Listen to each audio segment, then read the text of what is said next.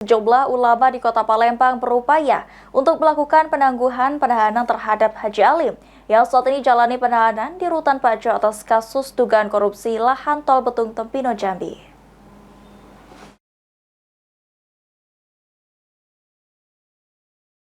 Penahanan pengusaha terkenal Haji Alim menjadi sorotan publik usai ditetapkan sebagai tersangka oleh Kejaksaan Negeri Musi Banyu-Asin.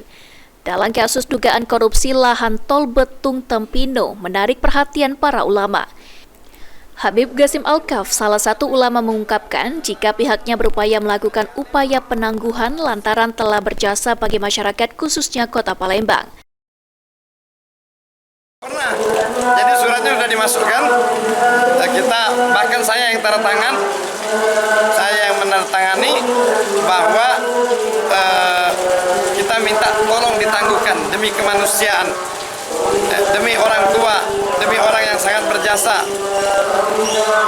Sementara itu, Ustadz Kemas Muhammad Ali mengatakan menghormati proses hukum yang saat ini tengah berlangsung. Meski demikian, Haji Alim telah banyak membantu masyarakat, sehingga pihaknya mencoba untuk menangguhkan penahanan Haji Alim karena penyakit yang dideritanya.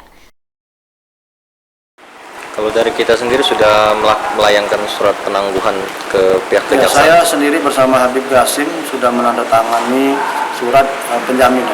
Artinya saya, Habib Gasim, dan mungkin bila diperlukan beberapa para ulama-ulama yang ada di Kota Palembang siap bertanda tangan untuk menjadi untuk penjamin untuk kebebasan bersyarat Bapak Mas Haji Abdul Alim. Mengingat umur beliau yang sudah sangat sepuh, dan saya sangat tahu beliau itu memang benar-benar sakit. Beliau sudah lama di oksigen, bukan kata orang tua ini giliran diperiksa sakit ini tidak, memang beliau sakit dan kami ada bersama beliau. Kami berani ngomong beliau memang benar-benar sakit. Lutfi, PAL TV.